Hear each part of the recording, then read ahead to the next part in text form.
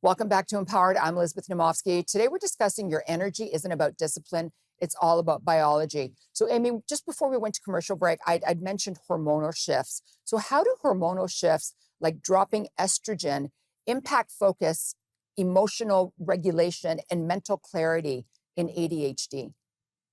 Oh my goodness. It's Yeah. enormous.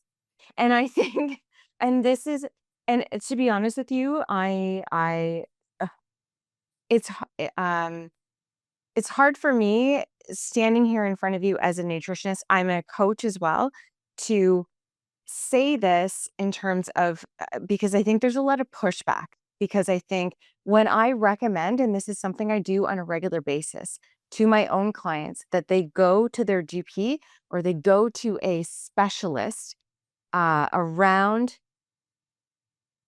hormone regulation in terms of figuring out, do I need actual hormone supplementation in this stage of my life? Because I think we have been deprived as women for a very long time, um, without cause, and there's been zero research here. But I think that the biggest piece of this is that ha- the struggles that we have, especially at this stage in our life, and for so many of us in perimenopause with hormonal regulation, it has to do with not only does it have to do with like we're managing children, we're managing Careers. maybe elderly parents, Yeah. and then we're managing this giant career, Yeah. right? Like Yeah. this enormous. And then our estrogen is tanking. Our progesterone doesn't know what to do with itself. Our testosterone, nobody thinks about testosterone. That's a whole other world.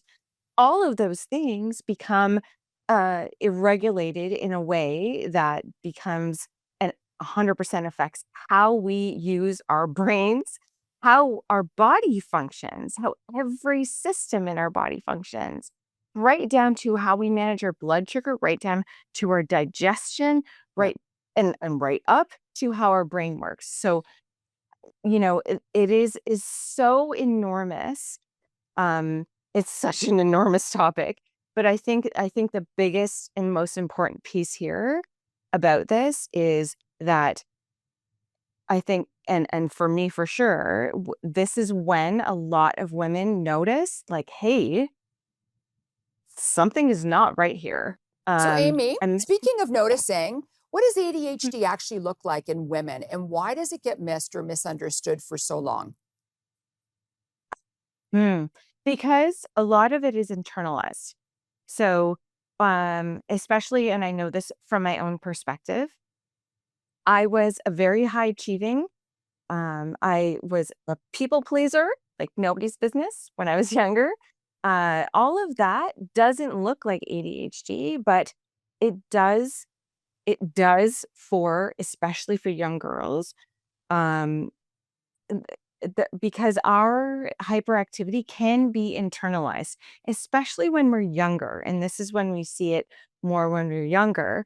And then as we grow and as we um, evolve and adapt to whatever environment might be required of us, those traits can be, you know, eh, sort of like showing themselves in a way that might not necessarily be shown as ADHD compared to what, say, like a younger boy or teenage boy would do in terms of hyperactivity, because we internalize it. So it's in our brain. So Right. when your brain isn't shut off at night, and oh my God, this is my biggest one. Mine too. Mine too. My brain twirls all night long. So I get that. Constantly.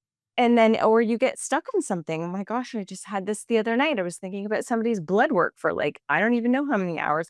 And I woke up a million times because I was like, did I?